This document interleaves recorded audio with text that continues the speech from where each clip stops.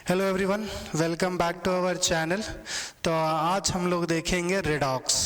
Redox क्या होता है उसके बारे में तो सबसे मैं समझना कि रेडॉक्स क्या होता है। पहले भी पढ़ा होगा आपने। रेडॉक्स रेडॉक्स दो वर्ड से मिला हुआ है, रेड और ऑक्स। रेड ये हमारे पास हो गया रेड और दूसरा हमारे पास हो गया ऑक्स। रेड का मतलब, कहने का मतलब क्या होता है? रिडक्शन।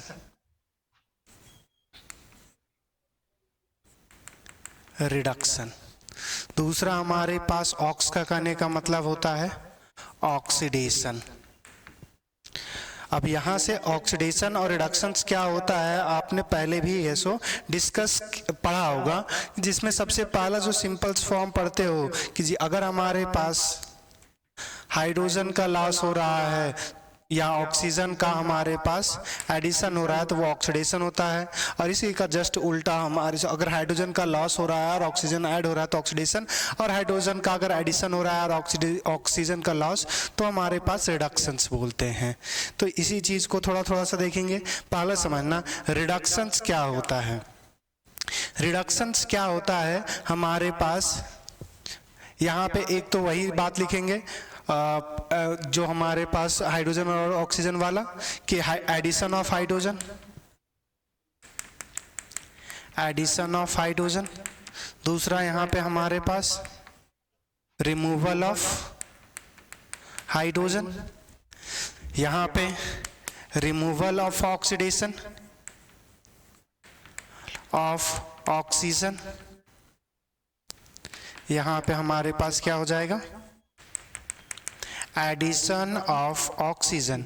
यहाँ पे एक चीज और बोलते हैं कि अगर हम इलेक्ट्रोनेगेटिव एलिमेंट्स को अगर ऐड करेंगे तो हमारे पास क्या होता है? ऑक्सीडेशन होता है। और अगर हमारे पास इलेक्ट्रोनेगेटिव एलिमेंट्स को रिमूव करेंगे तो वो रिडक्शंस कहलाता है।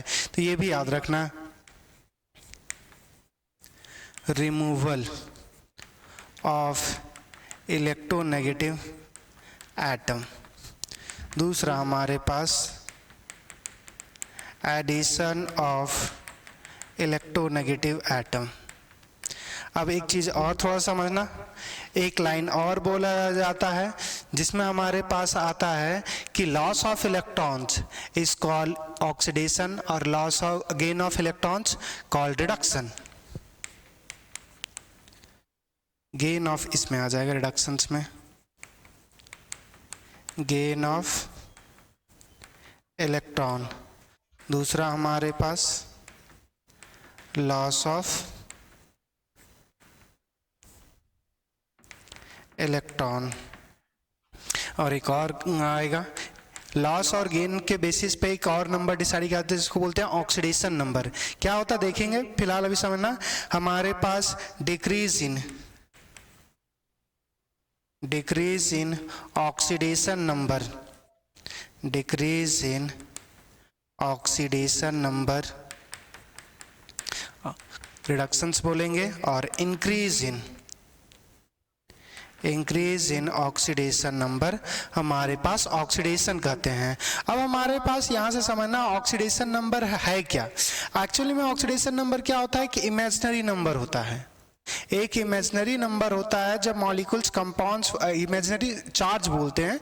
इमेजिनरी चार्ज होता है कि अगर वो बॉन्ड्स बनाएगा, कितना इलेक्ट्रॉन लॉस किया, कितना इलेक्ट्रॉन्स गेन किया, तो एक इमेजिनरी नंबर होता है। अब वो इमेजिनरी नंबर कैसे कैलकुलेट करेंगे वो समझेंगे। तो पहला एक लाइन लिख लेते हैं कि हमारे पास ऑक्सीडेशन, ऑक्सीडेशन, ऑक्सीडेशन क्या है? इट इज इमेजिनरी,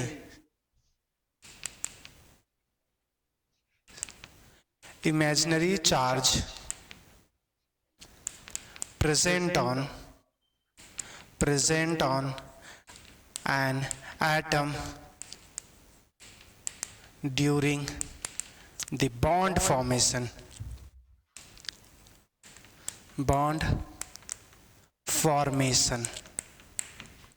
दूसरा समझना, ऑक्सीडेशन नंबर क्या है कि इमेजिनरी चार्ज है जो बॉन्ड फॉर्मेशन के बाद आता है, तो बिना बॉन्ड फॉर्म किया हुआ तो उस पर कोई चार्ज नहीं होता, तो वहां पे देखेंगे कि ऑक्सीडेशन नंबर 0 होता है।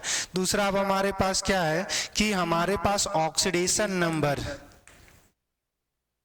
में बी पॉजिटिव, नेगेटिव, इंटीजर और फ्रैक्शन, कुछ भी पॉसिबल हो सकता है, पॉजिटिव भी पॉसिबल हो सकता है, नेगेटिव भी पॉसिबल हो सकता है, फ्रैक्शंस भी पॉसिबल होता है।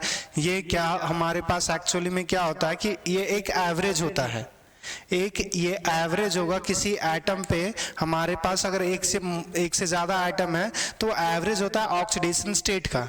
अब ऑक्सीडेशन स्टेट क्या है कि इंडिविजुअल एटम पे कितना हमारे पास ऑक्सीडेशन, कितना हमारे पास इमेजिनरी चार्ज है, वो इंडिविजुअल नंबर का इंडिविजुअल एटम पर उसको ऑक्सीडेशन स्टेट बोल देते हैं। अगर हमारे पास जैसे मान के चलो कोई मॉलिक्यूल है जिसपे A B हमारे पास 2 है, अब यहाँ पे क्या है कि ये चीज हमारे पास एक हाई, जहां पे जैसे देखो हमारे पास कंसिडर क्या कर रहे हैं कि A और B है और A का अमाउंट 2 है, तो एक हम कंसिडर कर रहे हैं कि जैसे अगर A2 ले लेंगे तो फिर ये फिक्स कर देंगे, जैसे हमारे पास है A एन, बी हमारे पास y, तो यहाँ पे a जो n टाइम्स है वो a का अलग अलग हमारे पास चार्ज होगा, तो उस चार्ज का जब एवरेज निकालेंगे तो वो ऑक्सीडेशन नंबर होगा, और जो हमारे पास एक्चुअल में जो इमेजिनरी जो चार्ज होगा एक एटम पे उसको बोलते हैं ऑक्सीडेशन स्टेट।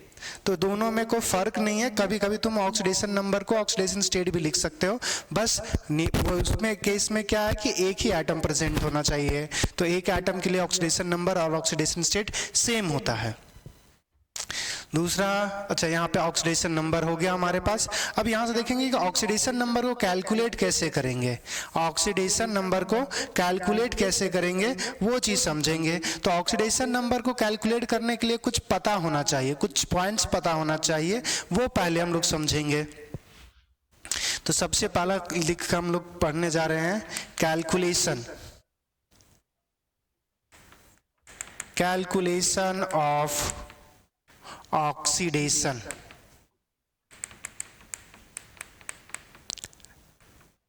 ऑक्सीडेशन नंबर कि हमारे पास ऑक्सीडेशन नंबर कैसे कैलकुलेट करेंगे उसकी बात हम लोग देखेंगे। तो ऑक्सीडेशन नंबर कैलकुलेट करने का तरीका क्या है, तो कुछ रूल्स होते हैं, तो एक एक करके सारे रूल्स को देखेंगे। सबसे पहला हमारे पास, अगर हमारे पास एटम्स अगर एटॉमिक फॉर्म में है या फिर हमारे एटम अगर एटॉमिक फॉर्म में है तो उस केस में उस पे ऑक्सीडेशन नंबर जो होता है वो 0 होता है। If elements in their atomic form, then their oxidation number is 0। जैसे देखो आयरन, हमारे पास आयरन कैसा है, अपने एटॉमिक फॉर्म में है। सोडियम कैसा है, अगर सोडियम ले लेंगे तो अपने एटॉमिक फॉर्म में लिख रहे हैं। अगर हमारे पास कोयला कार्बन है, अगर हमारे पास कोई दूसरा भी ले लो, जैसे अगर हमारे पास एटॉमिक फॉर्म अगर हमारे पास ऑक्सीजन का लोगे तो O2 आ जाएगा, हमारे पास नाइट्रोजन का लोगे तो N2 लाएगा। तो ये सारे कैसे हैं, इनका जो ऑक्सीडेशन नंबर होगा वो हमारे पास क्या होगा, 0 होता है।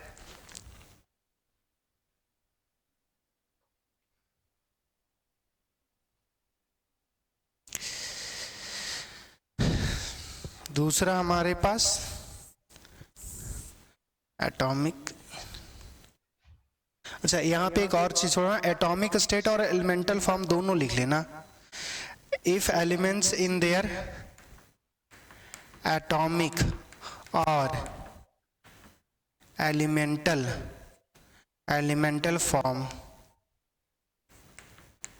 Form then their oxidation number is 0। Clear, यहां तक तो सबको समझ में आ गया। दूसरा पॉइंट समझना,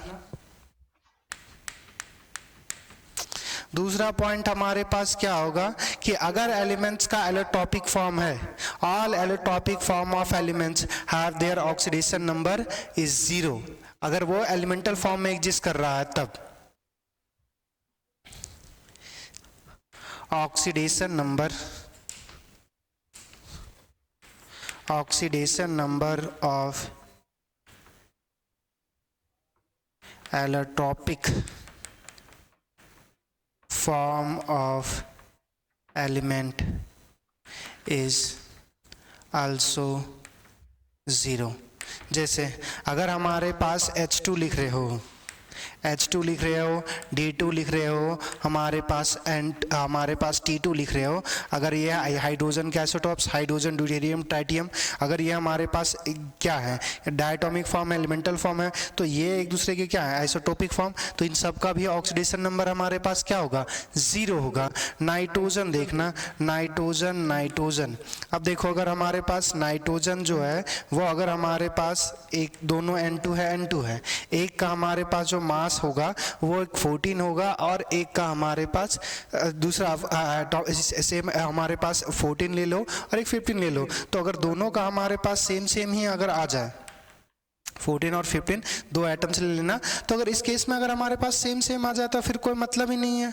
तो इस केस में भी हमारे पास क्या होगा कि उनका जो हमारे पास ऑक्सीडेशन नंबर होगा वो सेम ही होगा। सेम करने का मतलब है कि 0 होगा। नेक्स्ट हमारे पास थर्ड पॉइंट हमारे पास क्या देगा, ऑल हमारे पास alloy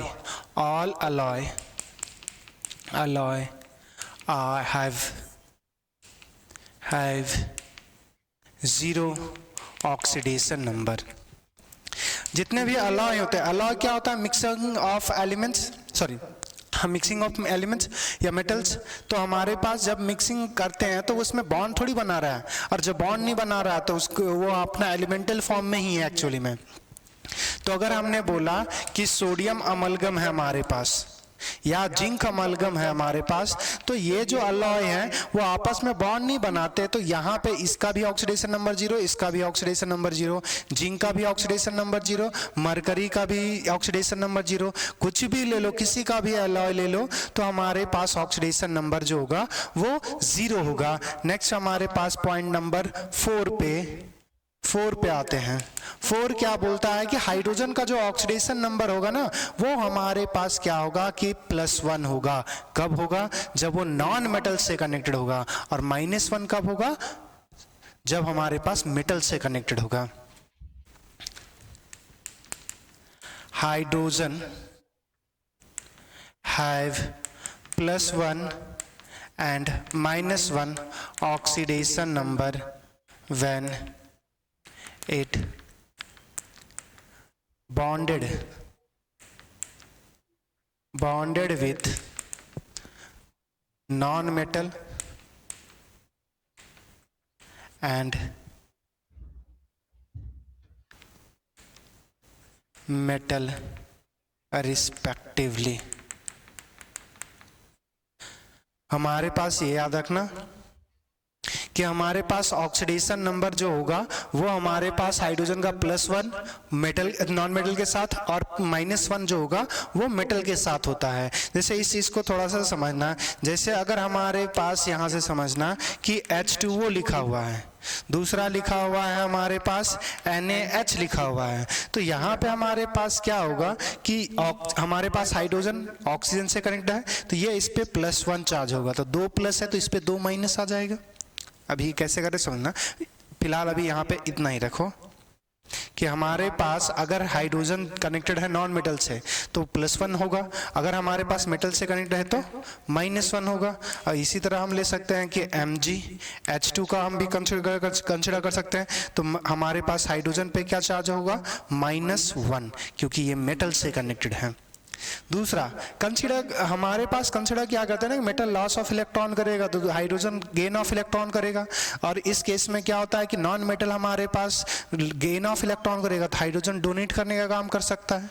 इसका प्रॉपर्टी हमारे पास ग्रुप 1 और ग्रुप 70 दोनों के साथ रिसेंबल कर जाता है ना हाइड्रोजन का, इस वजह से हमारे पास इसका बेनिफिट होता है कि अगर मेटल के साथ लोगे तो फिर वो -1 हो जाएगा, और मेटल के साथ नॉन मेटल के साथ लोगे तो +1 हो जाएगा। नेक्स्ट हमारे पास 4 हो गया।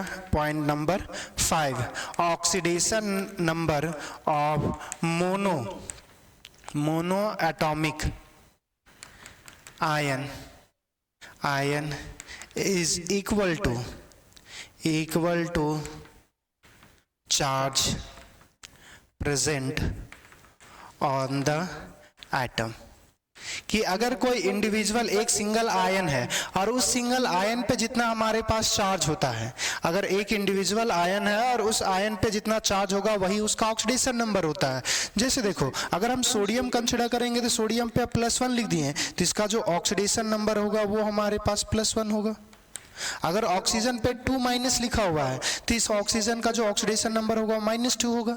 अगर हमने नाइट्रोजन पे 3- लिखा तो इसका ऑक्सीडेशन नंबर -3 होगा। अगर मैग्नीशियम पे हमारे पास +2 लिखा हुआ है तो इसका ऑक्सीडेशन नंबर +2 होगा। एल्युमिनियम पे अगर +3 लिखा हुआ है तो इसका ऑक्सीडेशन नंबर +3 होगा। तो जिस एलिमेंट का जितना ऑक्सीडेशन नंबर लिखा रहे वही हमारे पास जिस एटम पर जितना चार्ज प्रेजेंट रहेगा उतना ही उसका ऑक्सीडेशन नंबर होता है। नेक्स्ट बात करेंगे, अगर हमारे पास पॉली एटॉमिक आयंस रहे, ये मोनो एटॉमिक आयन रहा, अगर हमारे पास पॉली एटॉमिक आयन रहे तब उस केस में देखना क्या होगा। कितने पॉइंट्स हो गए थे? 5 हमारे पास। नेक्स्ट देखना 6 number, poly atomic ion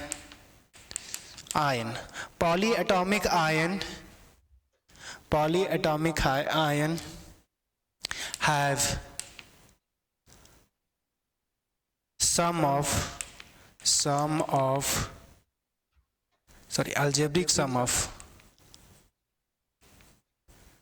algebraic sum of oxidation number is equal to charge present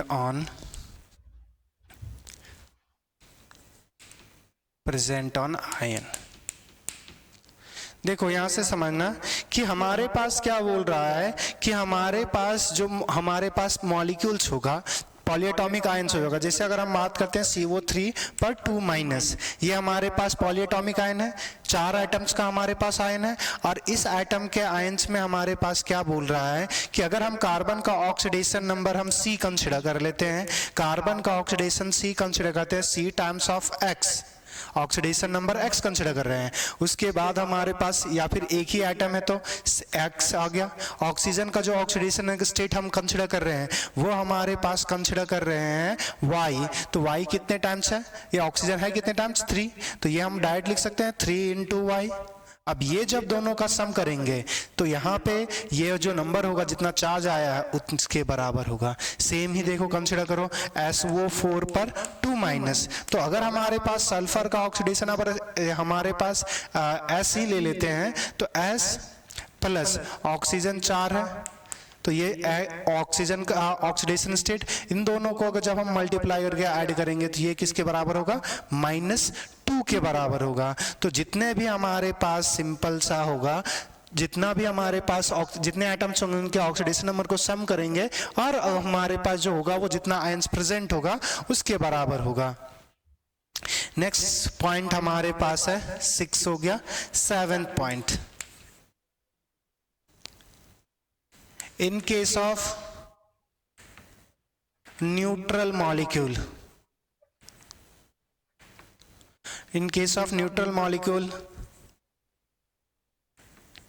algebraic sum of oxidation number of atom is equal to 0।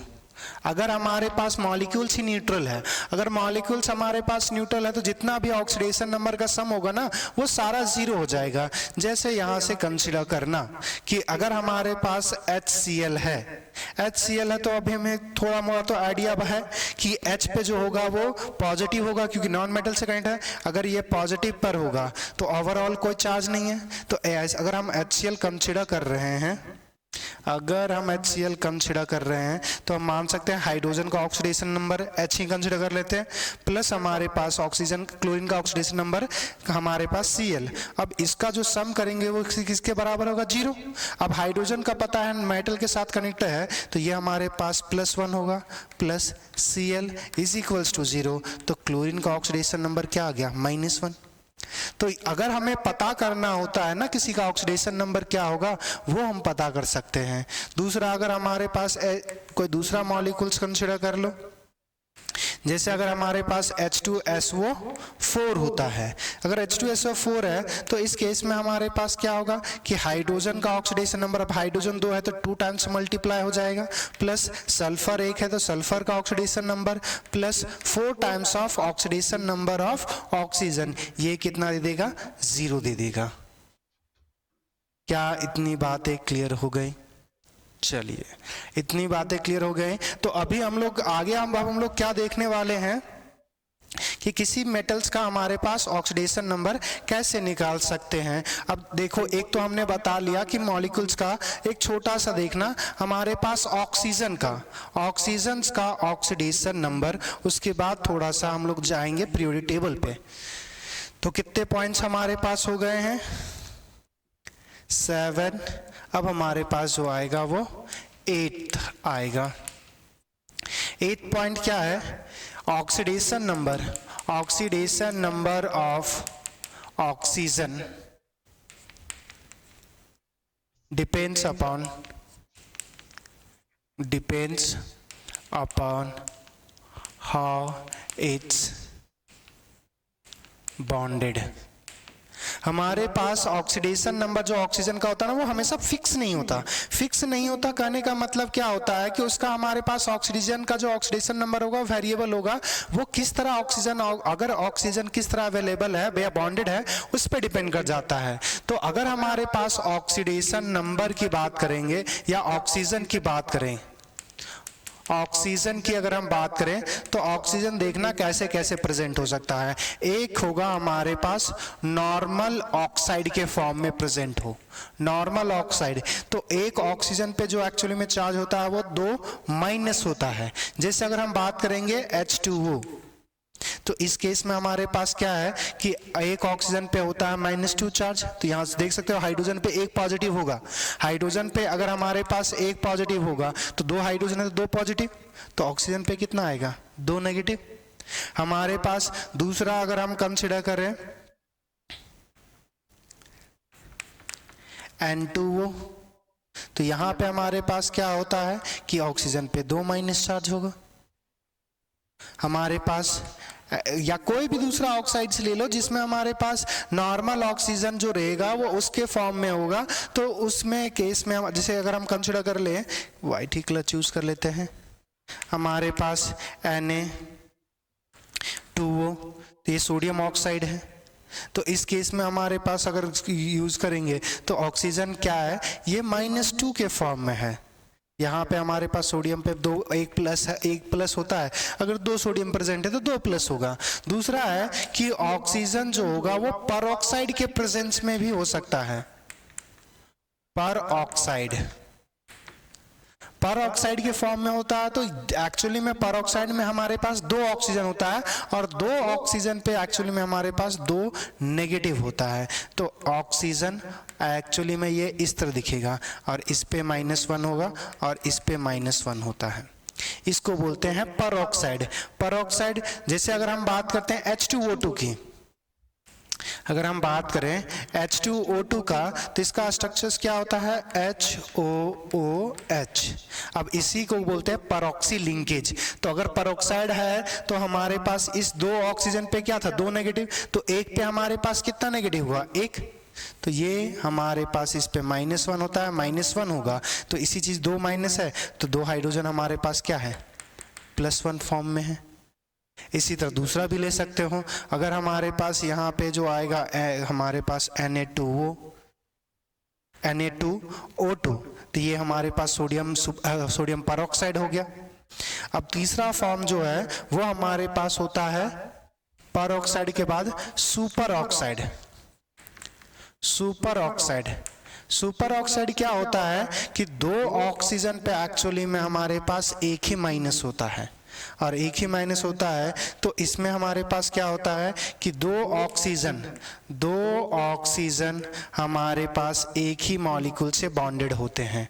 तो एक ही मॉलिक्यूल से बॉन्डेड होते हैं, जैसे अगर हम इस चीज़ को या फिर इसी पे बोल दें कि -1 चार्ज है।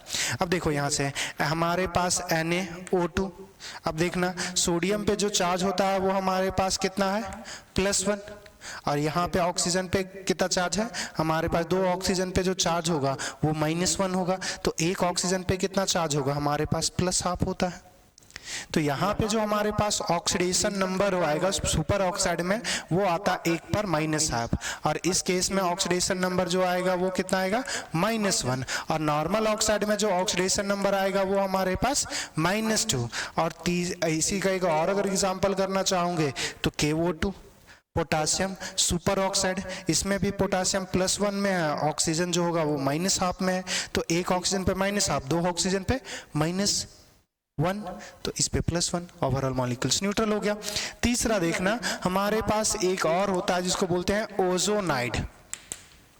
ओजोनाइड क्या होता है कि ऑक्सीजन पे हमारे पास तीन ऑक्सीजन पे एक नेगेटिव होगा, तो एक ऑक्सीडेशन नंबर हमारे पास, ऑक्सीडेशन नंबर क्या आ जाएगा, एक ऑक्सीजन पे -1/3। ये हमारे पास ये 4 टाइप के हमारे पास क्या होंगे, ऑक्सीडेशन नंबर पॉसिबल हो सकते हैं ऑक्सीजन के, कि किस फॉर्म में हमारे पास जनरली पॉसिबल होता है। मगर जो हम जनरली हम लोग यूज करेंगे वो हम लोग यूज करेंगे नॉर्मल ऑक्साइड का, तो ऑक्सीजन का हम लोग हमेशा लेंगे -2। हम कब पेरोक्साइड सुपर ऑक्साइड ओजोनाइड की बात करेंगे वो हम लोग आगे बात करेंगे। नेक्स्ट अब हम बात करेंगे हमारे पास डिफरेंट ग्रुप जो हैं उनका ऑक्सीडेशन नंबर क्या क्या होगा। तो नेक्स्ट पॉइंट हमारे पास है oxidation number in different group.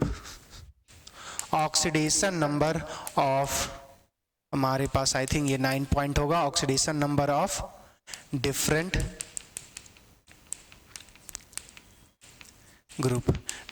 Group का हमारे पास ऑक्सीडेशन नंबर। तो यहां से थोड़ा सा समझना कि जैसे अगर हमारे पास ग्रुप 1 है, यहाँ पे हम बात कर रहे हैं ग्रुप की, यहाँ पे हम जनरल इलेक्ट्रॉनिक कॉन्फ़िगरेशन की बात करेंगे, और यहाँ पे हमारे पास मैक्सिमम ऑक्सीडेशन नंबर की बात करेंगे, और यहाँ पे हमारे पास मिनिमम ऑक्सीडेशन नंबर की बात करेंगे, मिनिमम ऑक्सीडेशन नंबर। यहां से समझना पहला हमारे पास ग्रुप 1 है, अगर ग्रुप 1 है तो उसमें हमारे पास इलेक्ट्रॉनिक कॉन्फ़िगरेशन क्या होगा, जनरल NS1, एक ही इलेक्ट्रॉन होगा। अब यहां से एक ही इलेक्ट्रॉन है तो लॉस और गेन नहीं कर सकता, तो जनरली हमारे पास ये एक ही काम करेगा लॉस करने का, और लॉस करने का करेगा तो मिनिमम और मैक्सिमम कुछ नहीं होता। इस केस में हमारे पास +1 और एक ही ऑक्सीडेशन शो करेगा वो +1 है। ये क्या है हमारे पास, फिक्स्ड है, एक ही ऑक्सीडेशन नंबर शो करेगा हमारे पास ग्रुप 1 के एलिमेंट्स।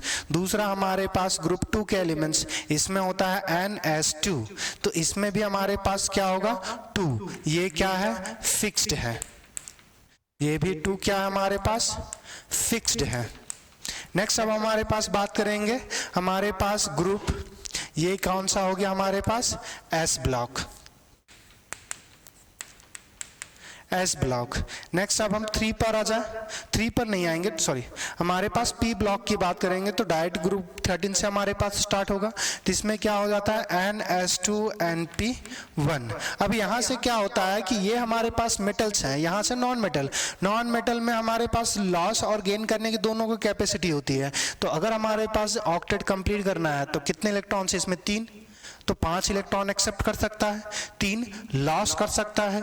तो हमारे पास क्या है कि जो minimum oxidation number maximum oxidation number होगा वो +5 होता है, और +3 हमारे पास मिनिमम जो होगा वो माइनस हमारे पास चला जाएगा 5 का।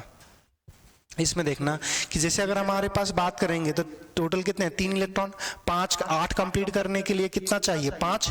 और ऐसा हमारे पास कि हम दूसरा है कि अगर ये ऑक्टेट कंप्लीट करना है तो लॉस करेगा या गेन, लॉस करेगा तो 3 इलेक्ट्रॉन लॉस कर सकता है, अगर गेन करेगा तो हमारे पास 5 इलेक्ट्रॉन्स को गेन करने पड़ेंगे।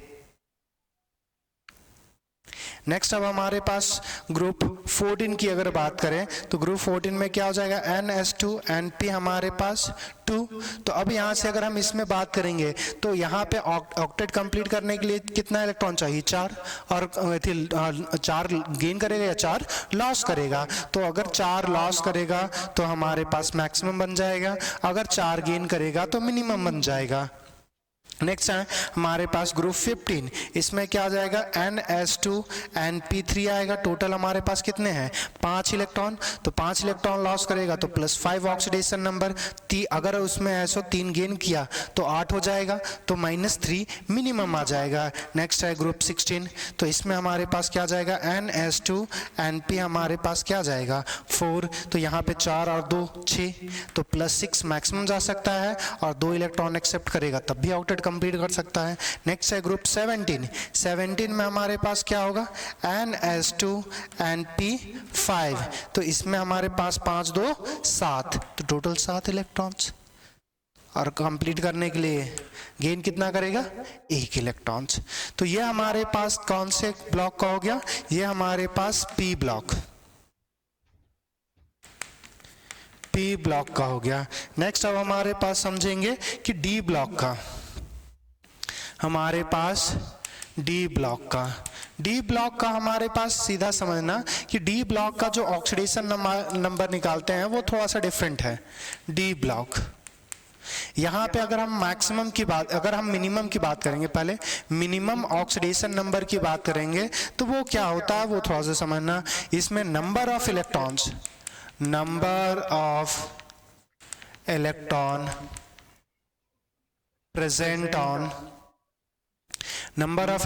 प्रेजेंट ऑन हमारे पास क्या हो जाएगा, प्रेजेंट ऑन NS ऑर्बिटल, कि NS ऑर्बिटल में कितने इलेक्ट्रॉन्स प्रेजेंट हैं। अगर हम मैक्सिमम की बात करें, मैक्सिमम ऑक्सीडेशन नंबर की बात करेंगे तो ये होता है number of electron in NS plus unpaired electron in n-1 d orbital, n-1 d orbital. ये है मैक्सिमम और मिनिमम निकालने का। अब देखो किसी का एक एग्जांपल लेते हैं। जैसे अगर हमने मान किया कि अगर हमारे पास क्रोमियम है तो क्रोमियम हमारे पास एटॉमिक नंबर 24, इलेक्ट्रॉनिक कॉन्फ़िगरेशन कितना 4s1, 3d हमारे पास 5, यहाँ पे आ जाएगा आर्गन 18 तक कंप्लीट हो गया, ये 4s1, 3d हमारे पास 5। अब अगर हमारे पास देखेंगे तो ये 4s में हमारे पास एक ही इलेक्ट्रॉन्स, हमारे पास अनपेयर्ड इलेक्ट्रॉन बात करेंगे तो d में बात करेंगे। तो यहाँ से अगर देखें 1 2 3 4 5, पांचों इलेक्ट्रॉन्स हमारे पास भरे हुए हैं। तो हमारे पास अगर मैक्सिमम की बात करेंगे तो ये एक इलेक्ट्रॉन हमारे पास S में प्रेजेंट है और 5 के पांचों अनपेयर्ड है, तो मैक्सिमम कितना आ गया 6। अगर हम मिनिमम की बात करेंगे तो एक ही इलेक्ट्रॉन है। उसी तरह आयरन की बात कर लो, आयरन 26 आ जाएगा, ये भी हमारे पास आर्गन 18 कंप्लीट हो गया, 4s2 3d 6 आ जाएगा। अब इसमें देखना जब हमारे पास d ऑर्बिटल्स करेंगे तो 6 इलेक्ट्रॉन्स भरेंगे, तो देखना 1 2 3 4 5 6। तो अगर इस केस में हम मिनिमम ऑक्सीडेशन नंबर की बात करेंगे तो 4s में कितने इलेक्ट्रॉन्स 2। अगर हम मैक्सिमम की बात करेंगे, मैक्सिमम ऑक्सीडेशन नंबर की बात करेंगे तो कितने हो गए, इसमें 4 ही अनपेयर्ड इलेक्ट्रॉन है, 4 + 2 ये आ गया 6। तो डी ब्लॉक का हमारे पास ऑक्सीडेशन नंबर ऐसे निकालते हैं। एफ ब्लॉक का हम जनरली नहीं निकालते, उसमें वेरिएबल ऑक्सीडेशन नंबर होता है। तो ये चीज जो पढ़ोगे वो 12th में एफ ब्लॉक्स में पढ़ोगे। अब नेक्स्ट जो है हमारे पास ये चीज अगर समझ में आ गया तो नेक्स्ट अब हमारे पास जो पढ़ना है कि बॉन्ड के बेसिस पे किसी भी मॉलिक्यूल्स में अगर हमारे पास बॉन्ड है तो बॉन्ड के बेसिस पे हमारे पास ऑक्सीडेशन नंबर कैसे डिसाइड करेंगे। अच्छा, यहां से एक चीज छूट गया छोटा सा, यहाँ पे ग्रुप 17 में जो हमारे पास ऑक्सीडेशन नंबर लिखवाए हैं वो +7 से -1 तक होगा। इसमें बस याद रखना कि फ्लोरीन का जो ऑक्सीडेशन नंबर होता है वो फिक्स होता है। Fluorine is equals to oxidation number of fluorine जो होगा वो -1 होगा ऑलवेज, ये हमेशा होता है। नेक्स्ट पॉइंट अब आते हैं,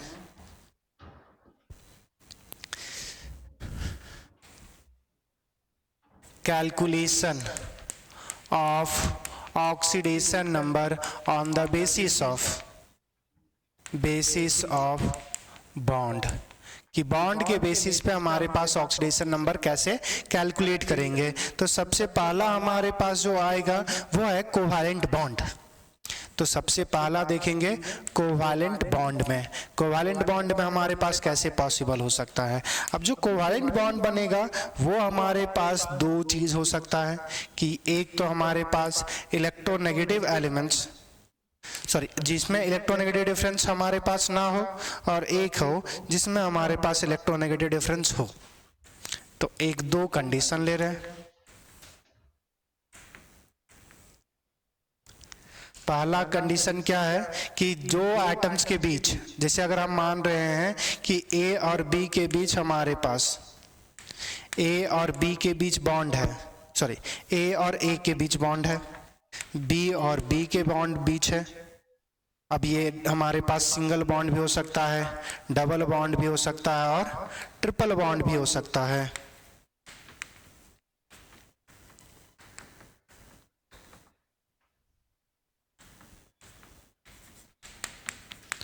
और तीसरा हमारे पास कि जब हमारे पहला केस क्या है कि जब हमारे पास इलेक्ट्रोनेगेटिव का डिफरेंस जो हो वो 0 आ जाए, और दूसरा केस हो सकता है कि इलेक्ट्रोनेगेटिव का जो डिफरेंस हो 0 ना हो। तो उस केस में हमारे पास देखना कि जैसे ए और बी कंडीशन हो गया। अब यहाँ पे कंसिडरेशन ले क्या रहे, इलेक्ट्रोनेगेटिविटी ऑफ बी ज्यादा कर दे रहे हैं और इलेक्ट्रोनेगेटिविटी ए से हमारे पास बी की इलेक्ट्रोनेगेटिविटी ज्यादा है। तो ये सिंगल भी बॉन्ड भी हो सकता है हमारे पास, डबल बॉन्ड भी हो सकता है और ट्रिपल बॉन्ड भी हो सकता है। तो जनरली हमारे पास क्या रूल है कि अगर जो हमारे पास मोर इलेक्ट्रोनेगेटिव है उस पर नेगेटिव आएगा सिंगल बॉन्ड की वजह से, और हमारे पास लेस इलेक्ट्रोनेगेटिव पर पॉजिटिव आएगा। अगर सिंगल बॉन्ड है, डबल बॉन्ड है तो उस तरह से दो पॉजिटिव दो नेगेटिव आएगा। देखो यहाँ पे इलेक्ट्रोनेगेटिव डिफरेंस नहीं है तो ये 0 0। ऐसा क्यों होता है वो थोड़ा सा समझना। अगर दोनों में इलेक्ट्रोनेगेटिव डिफरेंस नहीं है तो ना तो उसने लॉस किया, ना इस ए ने लॉस किया, ना इस ए ने गेन किया। तो लॉस और गेन के कारण हम लोग कॉन्सेप्ट पता करते हैं कि पॉजिटिव और नेगेटिव आने का। तो इलेक्ट्रोनेगेटिव डिफरेंस है ही नहीं, तो हमारे पास इन दोनों केस में 0 0 0 आ जाएगा। जैसे इसका एग्जांपल ले सकते हो H2, इसका एग्जांपल ले सकते हो O2, और इसका एग्जांपल ले सकते हो N2। ये सब पे ऑक्सीडेशन नंबर क्या है, 0 है। सेम केस यहाँ पे भी आएगा। मगर जब हमारे पास इलेक्ट्रोनेगेटिव डिफरेंस आ जाए तो बी की इलेक्ट्रोनेगेटिव ज्यादा है, तो अगर एक सिंगल बॉन्ड है तो इस पे -1 आएगा और इस पे +1। फिर बी की इलेक्ट्रोनेगेटिव ज्यादा अगर कंसिडर कर रहे हैं तो 2 बॉन्ड है तो 2 माइनस हुआ होगा, और यहाँ पे 2 प्लस आएगा। यहाँ पे 3 बॉन्ड है तो इस पे 3 माइनस और इस पे 3 प्लस आएगा। ये है कोवैलेंट बॉन्ड में। नेक्स्ट आप समझना कोऑर्डिनेट बॉन्ड में हमारे पास कैसे पॉसिबल होगा।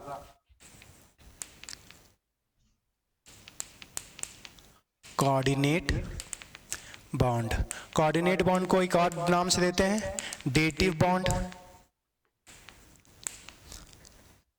अब इस केस में समझना कि हमारे पास क्या होगा। इसमें हम लोग लेंगे 3 केस। एक केस,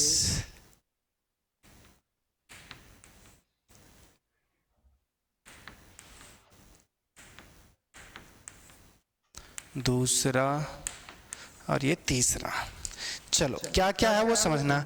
पहला जो ले रहे हैं वो इलेक्ट्रॉन जो बॉन्ड्स बन रहा है वो उसमें इलेक्ट्रोनेगेटिव डिफरेंस का इलेक्ट्रोनेगेटिव डिफरेंस 0 है। दूसरा हमारे पास है कि ऐसा केस जिसमें इलेक्ट्रोनेगेटिव डिफरेंस हो, और उस केस में हमारे पास एक बार क्या कंसीडर कर रहे हैं कि हमारे पास, अच्छा नहीं इसी चीज को छोड़ ही देते हैं, इतना जो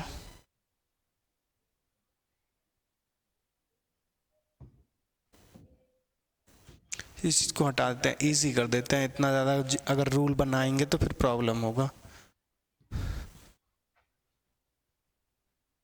चलिए इसी चीज को, चलो तो एक केस में हमारे पास इलेक्ट्रोनेगेटिव का डिफरेंस 0 है और एक में इलेक्ट्रोनेगेटिव का डिफरेंस 0 नहीं है, दो एटम के बीच जो बन रहा है। अब यहां से समझना कि जैसे ये मॉलिक्यूल्स अगर हमारे पास दिया हुआ है, तो जैसे अगर ए और ए के बीच कोऑर्डिनेट बॉन्ड बना हुआ है, तो जब हमारे पास ए और ए के बीच होगा, तो जब ये क्या है, अच्छा कोऑर्डिनेट बॉन्ड में भी याद रखना कि एक हमारे पास क्या होता है कि एक तो तरीका है ऐसे एरो से दिखाने का, ए से ए के बीच एरो कैसे दिखाने का।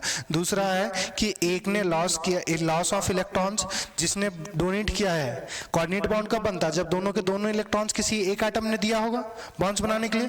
तो अगर हमारे पास ये पॉजिटिव है, दूसरा तरीका है कि एक सिंपल, एक तो एरो से दिखा देना, और दूसरा है कि हमारे पास एक सिंपल बॉन्ड बनाओ, जो डोनेट कर रहा है उस पर पॉजिटिव, जो एक्सेप्ट कर रहा है वो नेगेटिव। तो अगर इस तरह दिया हुआ है, तो जब हमारे पास इलेक्ट्रोनेगेटिव का डिफरेंस ना हो, तो उस केस में हमारे पास डोनर एटम पे 2 पॉजिटिव आता है और 2 नेगेटिव, क्योंकि यहाँ पे मानते हैं कि 2 इलेक्ट्रॉन्स के कारण बॉन्ड जनरली फॉर्म होता है। तो कोवैलेंट बॉन्ड में मानते हैं कि एक इलेक्ट्रॉन दिया होगा, एक इलेक्ट्रॉन एक्सेप्ट किया होगा। यहाँ पे मानते हैं कि दोनों का दोनों तो किसी ने एक ने दिया होगा। तो यहाँ पे जब डोनेट करता है ना, तो उसकी इलेक्ट्रोनेगेटिव बढ़ जाती है, तो वो एक इलेक्ट्रो पॉजिटिव है, हमारे पास लेस इलेक्ट्रॉन मोर इलेक्ट्रोनेगेटिव वाला कॉन्सेप्ट लगाते हैं।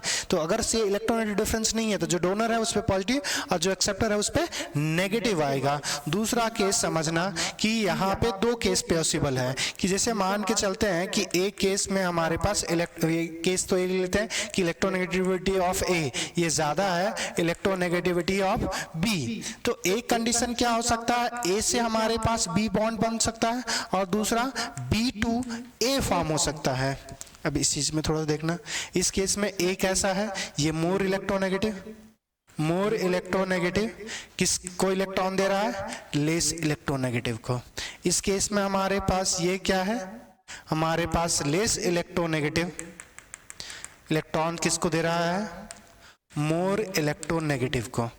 तो जब हमारे पास लेस इलेक्ट्रोनेगेटिव मोर इलेक्ट्रोनेगेटिव को इलेक्ट्रॉन्स देगा, तो उस केस में जो डोनर एटम होता है उस पे 2 पॉजिटिव और एक्सेप्टर पे हमारे पास 2 नेगेटिव आएगा। मगर अगर मोर इलेक्ट्रोनेगेटिव ही इलेक्ट्रॉन्स डोनेट कर रहा है कोऑर्डिनेशन में, तो इस दोनों पे कोई चार्ज नहीं आता। ये छोटी सी बात है, ये याद रखना। जैसे अगर हमारे पास इस चीज को थोड़ा सा समझने के लिए एक कॉन्सेप्ट लगा सकते हैं, जैसे HN हमारे पास C, ये हमारे पास HCN का जो बॉन्ड होता है वो HCN ऐसे इंडिकेट करते हैं, नाइट्रोजन का 3 इलेक्ट्रॉन 2 लोन पर बचा होगा, दोनों का दोनों दे दिया कार्बन को, तो ये कोऑर्डिनेट बॉन्ड बना। तो देखो यहाँ समझना, एक सिंगल एक कोऑर्डिनेट बॉन्ड कोवैलेंट बॉन्ड है, तो इस पे +1 इस पे हमारे पास क्या आएगा, +1 और -1 इस हाइड्रोजन और नाइट्रोजन के बॉन्ड की वजह से। अब दूसरा समझना, यहाँ पे नाइट्रोजन है, दूसरा हमारे पास क्या है, कार्बन है। अब इस केस में हमारे पास नाइट्रोजन और कार्बन में मोर इलेक्ट्रोनेगेटिव कौन, हमारे पास नाइट्रोजन और ये कार्बन। तो कार्बन पे ये 2 बॉन्ड तो हमारे पास कैसे हैं, पाई बॉन्ड ना। ये अगर पाई बॉन्ड है तो पाई बॉन्ड हमारे पास क्या है, कोवैलेंट बॉन्ड, कोवैलेंट। तो इस 2 बॉन्ड के कारण इस पे क्या आएगा, 2 पॉजिटिव और 2 हमारे पास नेगेटिव। अब देखो ये मोर इलेक्ट्रोनेगेटिव लेस इलेक्ट्रोनेगेटिव को दे रहा है, यहाँ पे क्या हो रहा है, मोर इलेक्ट्रोनेगेटिव नाइट्रोजन है और दे किसको रहा है, लेस इलेक्ट्रोनेगेटिव को। तो इस पे नाइट्रोजन पे कोऑर्डिनेट बॉन्ड की वजह से कोई चार्ज नहीं आएगा, ना इस पे ना इस पे। तो ओवरऑल हमारे पास हाइड्रोजन पे चार्ज कितना, +1, नाइट्रोजन पे चार्ज कितना, -3 और कार्बन पे कितना चार्ज, +2। अब देखो सम करो तो हमारे पास 3 positive 3 negative, overall molecules neutral आ गया। तो ये कॉन्सेप्ट हमारे पास यूज करेंगे। मगर जब हम बात करते हैं कि HC ट्रिपल बॉन्ड MN की बात करेंगे तो इस केस में कोई कोऑर्डिनेट बॉन्ड नहीं है। इस केस में देखो हाइड्रोजन पे +1 आएगा, कार्बन पे हमारे पास -1 आएगा, और दूसरा नाइट्रोजन मोर इलेक्ट्रोनेगेटिव, तो इस पे 3 नेगेटिव आएगा और इस पे हमारे पास 3 पॉजिटिव। तो इस हाइड्रोजन पे कितना है +1, इस कार्बन पे कितना +2। एवरेज यहाँ पे प्लस, हम एवरेज क्या मतलब इसको अलजेब्रिक करेंगे +3 और -1, तो सॉल्व करेंगे तो +2, इस केस में -3। तो एक चीज देखोगे कि HCN हो या फिर हमारे पास HNC हो, दोनों में ऑक्सीडेशन नंबर सेम ही होता है। तो ये छोटी सी कभी कभी पूछ सकता है, तो ये बातें आपको याद रखनी है। नेक्स्ट अब चलेंगे आगे। नेक्स्ट अब हमारे पास देखना, अब कुछ मॉलिक्यूल्स, ठीक है, कुछ मॉलिक्यूल्स लेते हैं और उसका ऑक्सीडेशन नंबर पता करने की कोशिश करते हैं। जैसे हमारे पास है H2SO4 CrO4 पर 2 माइनस MnO4 पर माइनस Mn3O4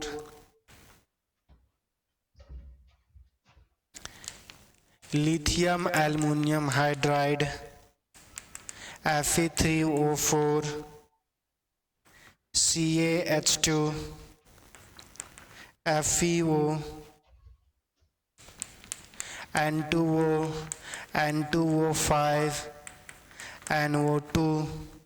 चलिए इस सब में हमारे पास ऑक्सीडेशन नंबर हम लोग पता करेंगे और ऑक्सीडेशन नंबर पता करके हमारे पास इनका देखेंगे ऑक्सीडेशन नंबर कितना है। तो एक बार आप भी ट्राई कीजिएगा वीडियो पॉज करके, और मैं बना ही रहा हूं। दूसरा देखो यहाँ पे पहला देखना, हाइड्रोजन का हमेशा क्या होगा, नॉन मेटल से कनेक्टेड है तो +1, तो कितने टाइम है हाइड्रोजन 2, प्लस सल्फर का। अब यहाँ पे अच्छा देखो, यहाँ पे करना क्या है वो थोड़ा सा देखना, ये ऑक्सीडेशन नंबर निकालना है आपको सेंट्रल आइटम का, या फिर जो अंडरलाइन किया हुआ है सिर्फ उसका आपको ऑक्सीडेशन नंबर निकालना है।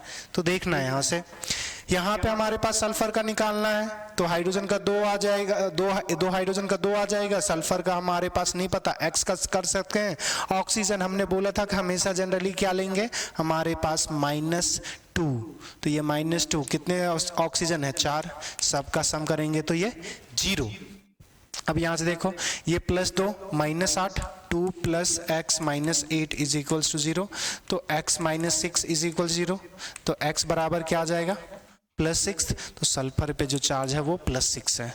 नेक्स्ट क्रोमियम पर x, इस पे हम डाइट कर दें 4 2 जा, अच्छा लिख देते हैं एक बार यार, 4 2 जा 8, -8 उधर चला जाएगा तो हमारे पास +6, यहाँ पे +6 ऑक्सीडेशन नंबर है।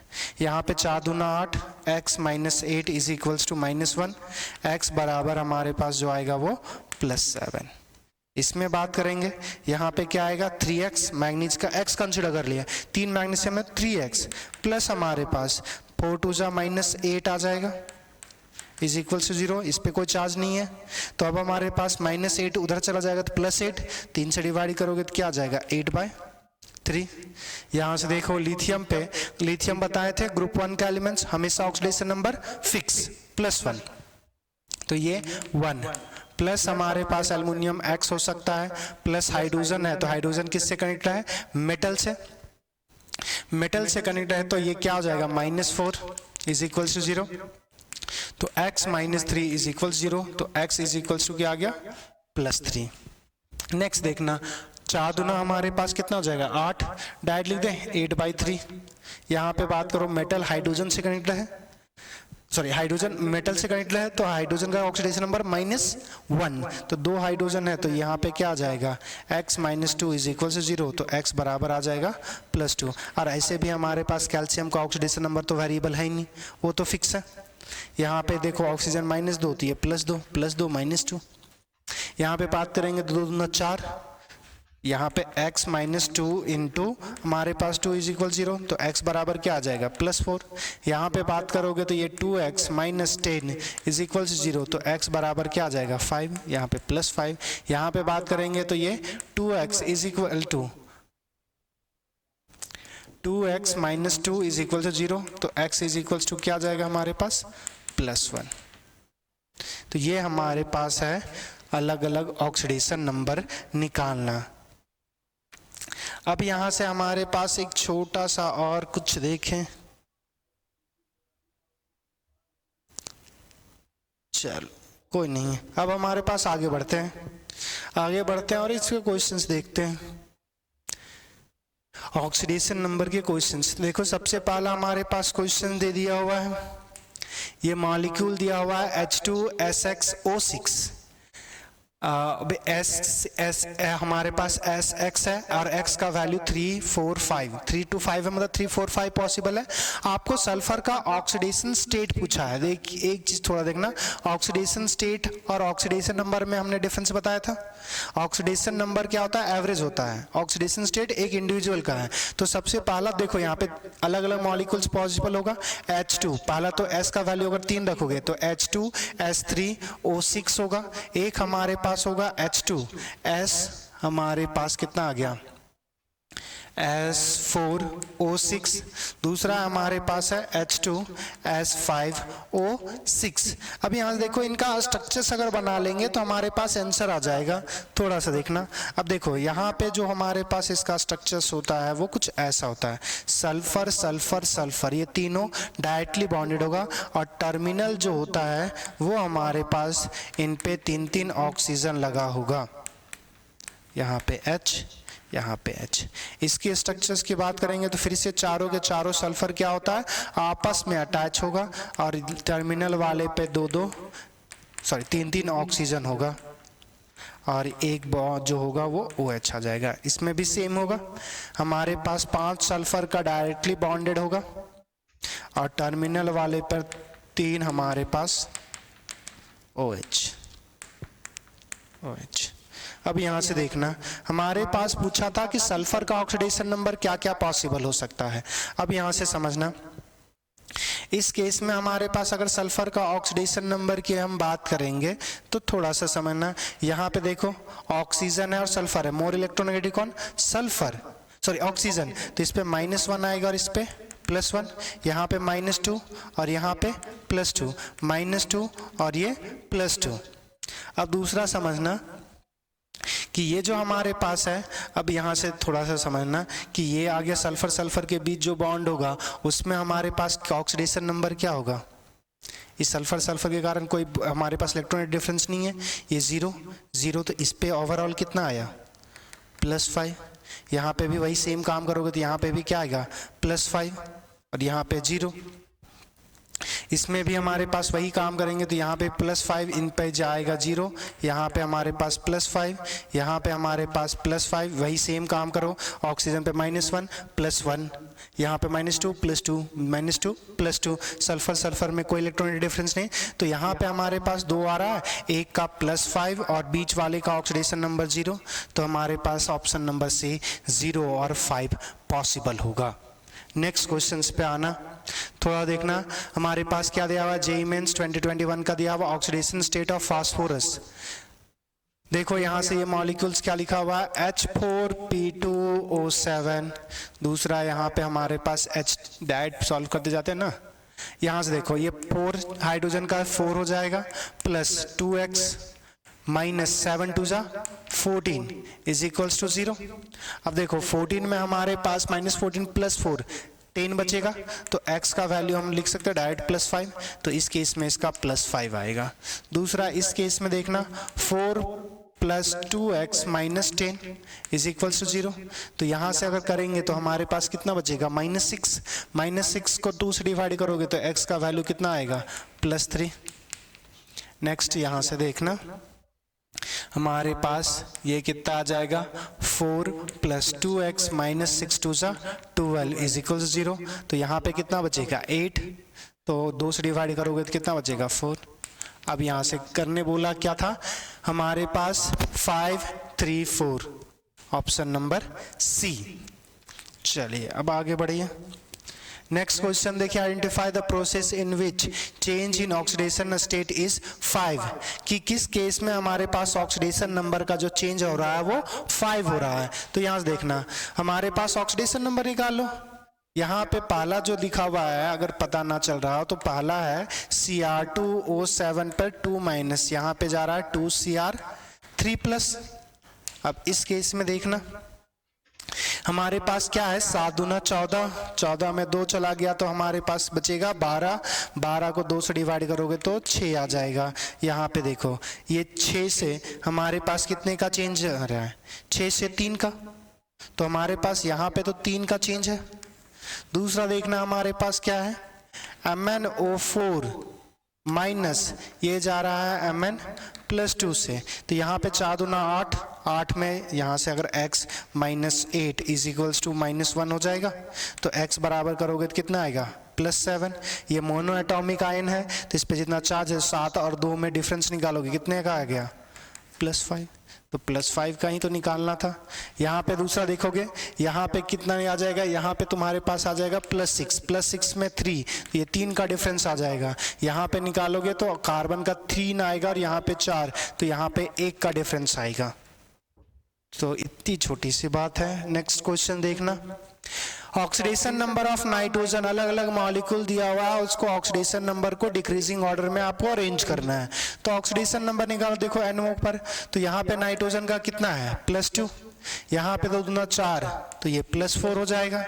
यहाँ पे निकालोगे -2, तो यहाँ पे आ जाएगा +1, यहाँ पे 3 दूना 6, 6 में 1 गया तो यहाँ पे +5। तो सबसे ज्यादा किसका, NO3- का, NO3- दिख गया, उसके बाद NO2, उसके बाद NO, फिर लास्ट में N2O, तो ऑप्शन नंबर ए। चलिए अब आगे बढ़ते हैं। नेक्स्ट क्वेश्चन देखो, 2021 का दिया हुआ, इन मिडली alkaline medium of thiosulfate ion is oxidized by MnSO4- 2A, the oxidation state of sulfur। कुछ नहीं बोला हुआ है। देखो अगर हमारे पास थायोसल्फेट दिया हुआ ना, ये इसका फॉर्मूला आई थिंक S2O4 2- होता है। अगर हम MnO4- से ट्रीट करेंगे तो ये चेंज कर देता है SO4 2- में, और SO4 2- में अगर चेंज करेंगे तो सल्फर का देखो यहाँ से x -8 is equals to -2, x बराबर क्या आ जाएगा +6। तो इसका आंसर जो आएगा वो +6 आएगा। नेक्स्ट क्वेश्चन देखना, dichromate is treated with base, the oxidation number of chromium in the product. देखो डाइक्रोमेट कहते हैं Cr2O7 2-, या इसको ऐसे लिख सकते हो K2Cr2O7। इसको जब हम बेसिक मीडियम में ट्रीट करते हैं तो ये चेंज हो जाता है CrO4 2-। अब देखो यहाँ पे हमारे पास क्या होता है कि यहाँ से ऑक्सीडेशन नंबर निकालेगा तो यहाँ पे भी +6 आएगा, और यहाँ पे भी निकालेगा तो यहाँ पे भी +6 आएगा। तो प्रोडक्ट में जो ऑक्सीडेशन नंबर है वो क्या आएगा +6। अच्छा ये रिएक्शंस कैसे मालूम है मेरे को, ये आगे आपको पढ़ना है, तो अभी थोड़ा सा रखिए। डी ब्लॉक का रिएक्शन चाहिए। नेक्स्ट है oxidation state of transition metal. हमारे पास ट्रांजिशन मेटल, छोटा सा समझना, प्रियोरिटी टेबल में पढ़ चुके हो। ट्रांजिशन एलिमेंट्स कौन सा होता है, जैसे S और P के बीच जो हमारे पास एलिमेंट होता है उसको जनरली ट्रांजिशन स्टेट, कि S से P में जाने में क्या है ट्रांजिशन है, बीच वाला तो डी ब्लॉक को ट्रांजिशन में, मगर सारे डी को ट्रांजिशन एलिमेंट नहीं बोलते। ट्रांजिशन होता है जिसका डी ऑर्बिटल्स हमारे पास पार्शली फिल होता है, तो ग्रुप 12 जिसमें जिंक कैडमियम मरकरी जो आता है वो ग्रुप 12 है, वो ट्रांजिशन एलिमेंट्स नहीं कहलाएगा। तो यहाँ पे ट्रांजिशन एलिमेंट्स कौन कौन सा है, क्रोमियम है, मैग्नीज है और आयरन है। इनका ऑक्सीडेशन स्टेट निकालना और ऐड करना। तो क्रोमियम का निकालोगे तो कितना आ जाएगा, यहाँ पे +6 आ जाएगा, यहाँ पे निकालोगे तो ये +7 दे देगा, और यहाँ पे 4 दूना 8, 8 में हमारे पास 2 गया तो बचेगा 6। देखना चाहोगे तो 2 + 2x - 14, तो x बराबर जो आएगा वो +6। यहाँ पे निकालना चाहोगे 1 + x - 8 इज इक्वल्स टू 0, और यहाँ पे क्या जाएगा 2 + x - 8 इज इक्वल्स टू 0।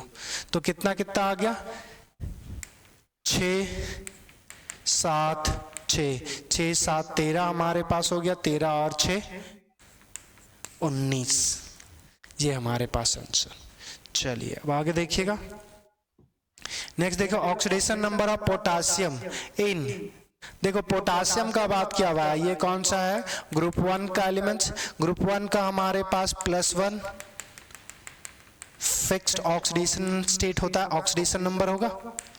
अगर हमें ऑक्सीजन का पूछ देता तो डिपेंड कर जाता। देखो यहाँ पे ये जो हमारे पास है वो नॉर्मल ऑक्साइड है, ये हमारे पास पर ऑक्साइड है, और ये जो हमारे पास है वो सुपर ऑक्साइड्स है। तो ऑक्सीजन का कहता तब हमारे पास क्या होता है, -2 -1 और -12। मगर अगर हमारे पास पोटासियम का बोला तो हमेशा क्या होगा, +1 +1 +1। चलिए अब आगे देखिएगा। हमारे पास जेईई मेंस 2017 का दिया हुआ pair of compounds having metal in their highest oxidation state. देखो यहाँ से हमारे पास इसमें ऑक्सीडेशन स्टेट निकालने का तरीका क्या होता है। देखो पहला तो ये कॉम्प्लेक्स कंपाउंड्स है Mn2O7, इसका तो निकाल ही सकते हो। यहाँ से करोगे तो 2x प्लस हमारे पास -14 आएगा, -14 इज इक्वल टू 0। तो x बराबर क्या आ गया, +7। मैग्नीज का बताए थे ऑक्सीडेशन नंबर +7 ही आता है मैक्सिमम। इसमें 4s में जितने इलेक्ट्रॉन होंगे तो 4s में 2, और d में कितने होते हैं, d5, तो 5 और 2 7। तो d में अनपेड पांचों इलेक्ट्रॉन्स अनपेड है तो मैक्सिमम है, तो ये तो मैक्सिमम में है। दूसरा देखनेंगे हमारे पास CrO2Cl2 का।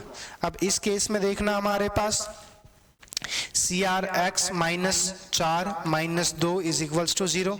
तो x बराबर क्या आ गया, +6। क्रोमियम का हमने कुछ देर पहले निकाला था, 6 आएगा। 4s में 1 इलेक्ट्रॉन, d में कितने 5 इलेक्ट्रॉन, पांचों अनपेड, तो 5 और 1 6। तो ये दोनों मैक्सिमम में है, तो पहला ही आंसर क्या आ गया, करेक्ट आ गया। दूसरा अगर बात भी करना चाहोगे, देखो हमारे पास क्या है, FeCN का होल 6 और इस पे है 3-, और हमारे पास दे दिया हुआ है CuCN का होल 4 2-। तो यहां से करेंगे तो आयरन का हम X कंसिडर करेंगे। साइनाइड Cn पे 1 नेगेटिव होता है, 6 नेगेटिव हो जाएगा। अब ओवरऑल क्या है हमारे पास, -3 चार्ज है, तो X बराबर करोगे तो क्या आएगा, +3। आयरन का मैक्सिमम ऑक्सीडेशन नंबर +6 होता है, तो एक आया नहीं तो दूसरा चेक करने की जरूरत नहीं, फिर भी करोगे तो x -4 is equals to -2, x is equals to +2। तो ये तो है मगर ये है नहीं। दूसरा अगर हम इस पे बात करेंगे तो देखो 4 माइनस है, उधर जाएगा तो यहाँ पे +2, ये भी मैक्सिमम नहीं है। यहाँ पे 4 - 2 जाएगा तो ये भी +2 आ जाएगा। आयरन यहाँ पे हम बात करेंगे तो यहाँ पे आ जाएगा +3 के फॉर्म में। यहाँ पे कोबाल्ट की बात करेंगे तो कितना होगा, 6 को अगर हम 2 से डिवाइड करेंगे तो +3। तो ये मैक्सिमम सिर्फ ऑप्शन नंबर ए में मौजूद है।